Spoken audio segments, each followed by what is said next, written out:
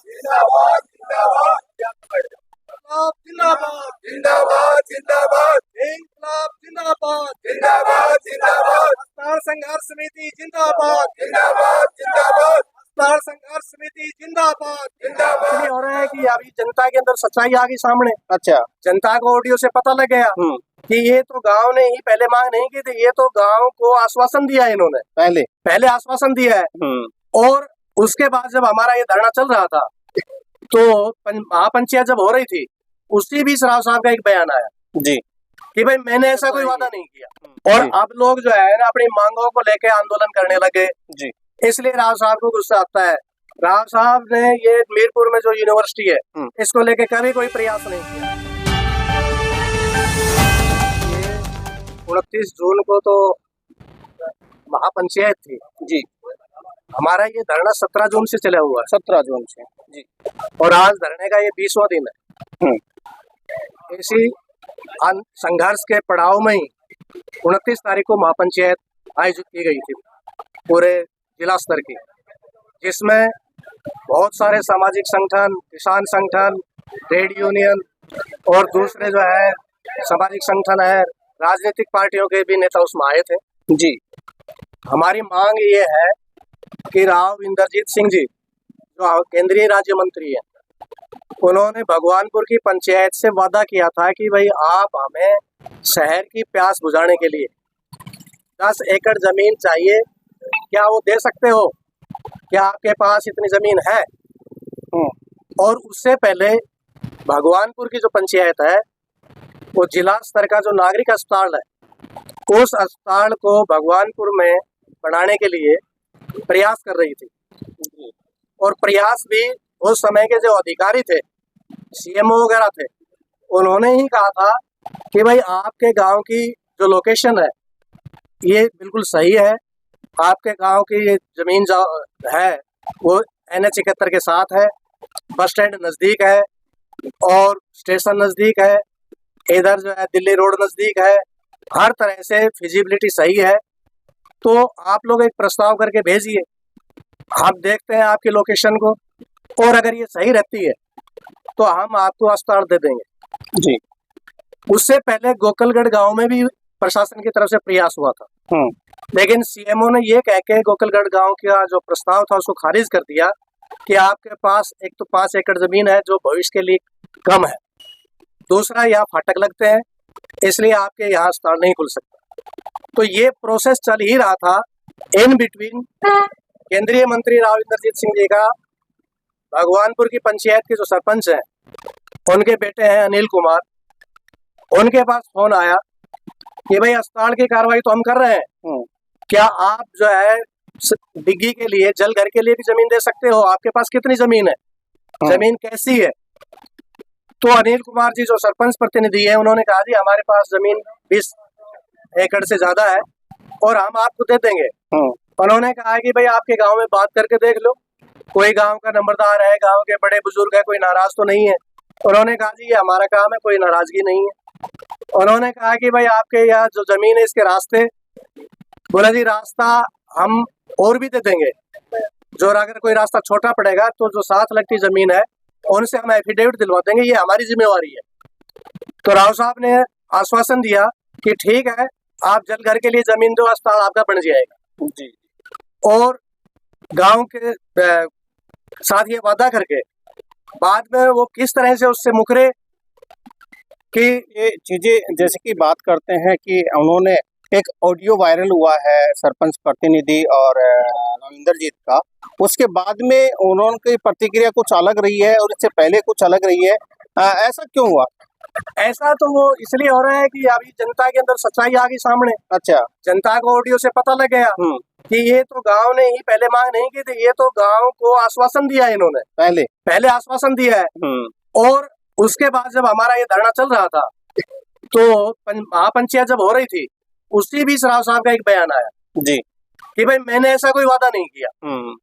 और यहाँ आप पत्रकार लोग भी बार बार आके ये पूछ रहे थे, हमारे जो इंटरव्यू हुए उनमें भी हमसे पूछा गया कि भाई लक्ष्मण जी से आपकी जो हमारे विधायक है उससे आपकी नाराजगी नहीं है। हमने कहा कि भाई उन्होंने वादा नहीं किया, इसलिए नाराजगी नहीं है। लेकिन लक्ष्मण सिंह से तो एक ही बात है कि भाई वो आके ये अपनी स्थिति स्पष्ट कर दे जी। तो राव साहब ने कहा कि मैंने कोई वायदा नहीं किया तो वो ऑडियो वायरल हो गई और उससे उसकी जो है ना सारी जो कलाई खुल गई, उसकी पोल खुल गई और उससे राव साहब जो है बौखला गए और अब ये जो है उल्टी सीधी बयानबाजी कर रहे हैं कि हम मुकदमा दर्ज करवा देंगे। अरे भाई मुकदमा दर्ज आप कैसे करवाओगे? आपने तो खुद वादा खिलाफी की है जी। दोषी तो आप हैं। आपका किसी ने अपमान नहीं किया, ना धरने पे किया, ना पंचायत में किया, ना आपकी बेटी जो स्वास्थ्य मंत्री है उसका किसी ने उसके प्रति कोई ऐसी टिप्पणी की, ना हमारे धरने पे हुई, ना हमारी महापंचायत में हुई।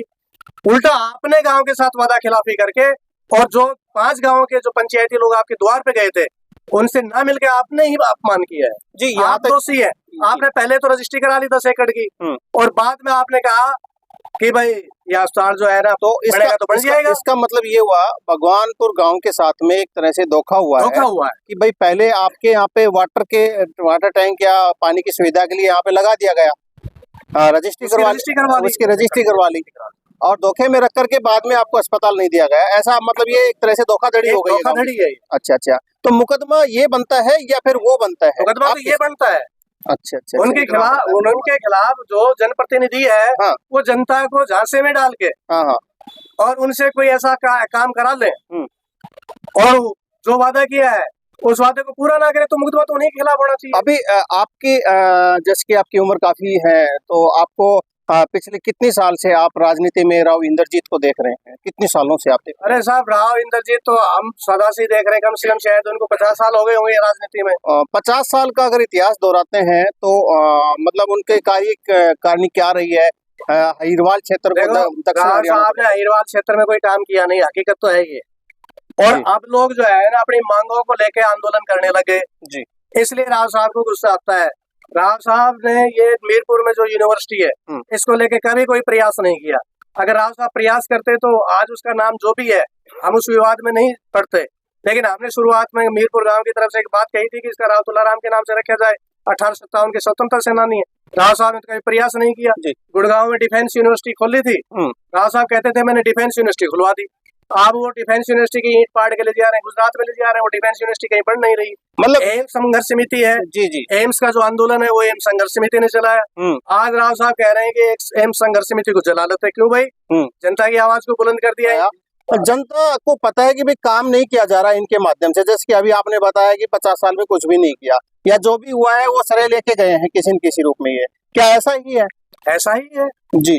तो फिर जनता इनको क्यों चुन रही है बार बार में? ऐसा क्या कारण है कि भाई क्या और साइड में प्रतिनिधि नहीं इसलिए चुन रही है? ये अहिरवाल क्षेत्र है और राव जो घराना है वो एक ऐतिहासिक रूप से राव तुलाराम की गद्दी से जुड़ा हुआ है जी। तो वो एक भावना है उस गांव से जुड़ी हुई है और लोगों ने उसको राव तुलाराम जो है यहाँ के भाई एक तरह से राजा थे तो उन्होंने उनके प्रति जो भावना जुड़ी हुई थी उसकी गद्दी पे ये आ गए। इन्होंने उनकी भावनाओं का शोषण किया है जी इस तरह से। और आज भी लोग मानते हैं लेकिन अब लोग जो है समझ गए हैं कि भाई राव साहब के बारे में अभी तो पंचायत और महापंचायत में भी ये बात आई, धरने पे भी आई।